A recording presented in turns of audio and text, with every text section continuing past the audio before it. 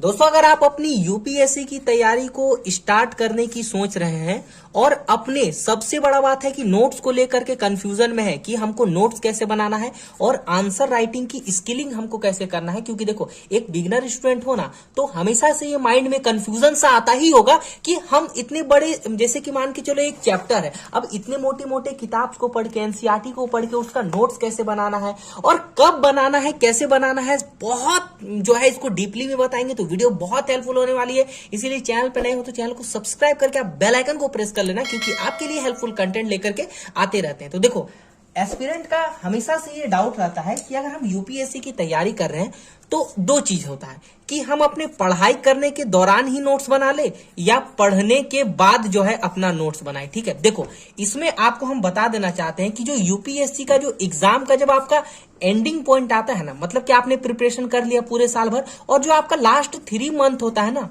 वो आपका नोट्स ही आपको काम देता है। नोट्स इसीलिए काम देता है ना क्योंकि उस टाइम आपको चाहिए क्विक रिवीजन चाहिए। क्विक रिवीजन कब होगा? हम किताब को तो पढ़ा है लेकिन क्विक रिवीजन हमारा नोट्स देगा हमको। ठीक है, तो इसीलिए हमको सिलेबस के अकॉर्डिंग बहुत ज्यादा नोट्स बनाना पड़ेगा। ठीक है, तो देखिए आप कभी भी एक चैप्टर को पढ़ो, जैसे कि मान के चलो ये एक चैप्टर है, ये मान के चलो देखो भारत का राष्ट्रीय आंदोलन है, तो कभी भी आप, जैसे ये चैप्टर 8 है, इसको यहां से मैंने यहां तक, ये देखो इतना बड़ा चैप्टर है और कहीं ना कहीं यूपीएससी के लिए तैयारी कर रहे हैं तो हमको डीप में पढ़ना पड़ेगा। इतना बड़ा आपका चैप्टर है, मतलब कि 8-10 पेज का ये चैप्टर है, तो इसको पढ़ने के साथ ही आप क्या करो, नोट्स बनाना स्टार्ट कर दो। जैसे कि देखो यहां पर लिखा हुआ है कि वर्ष 1885 में राष्ट्रीय कांग्रेस का निर्माण हुआ है ना, तो ये हमको इंपॉर्टेंट टॉपिक लिखा। तो जैसे जैसे हम टॉपिक को पढ़ते जाए वैसे वैसे क्या करें, हम अपना नोट्स जो है बनाते जाए।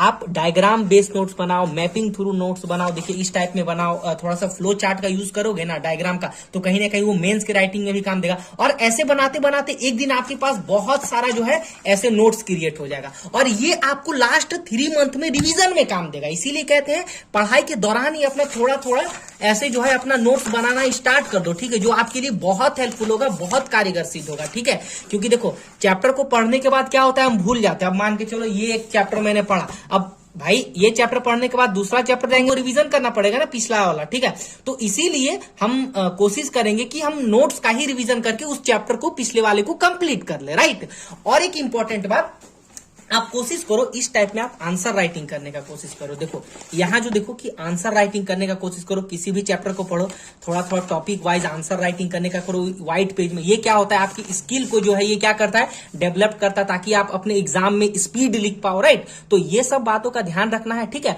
और बेसिकली आप ही के लिए एक ग्रुप भी मैंने बनाया है, टेलीग्राम पेड ग्रुप बना है, जिसमें इसी तरह के हैंड रिटन नोट्स दिए जाते हैं। पेड ग्रुप है, जस्ट 101 टाइम फी के साथ आंसर राइटिंग होती है, आपकी नोट्स दी जाती है। तो उस ग्रुप को ज्वाइन नहीं किया है तो ज्वाइन कर लेना। और एक इंपॉर्टेंट चीज मैं यहाँ दिखाने वाला हूँ, आप इस टाइप का ना कोशिश करो कि इस टाइप का आप स्किलिंग सीखो। देखिए ये जो मैं फ्लो चार्ट बताता हूँ ऐसे करो, और भी मैं आपको दिखाता हूँ, जैसे कि यहाँ पर आप देखिए इस टाइप का आप फ्लो चार्ट का यूज करो, तो कहीं ना कहीं इससे क्या होगा ना, आपको मेंस के एग्जाम में मार्क्स अच्छे मिलेंगे। ठीक है, मार्क्स अच्छे मिलेंगे तो कहीं ना कहीं वो आपके मेरिट में जुड़ेगा और सिलेक्शन तक आपको ये काम देगा।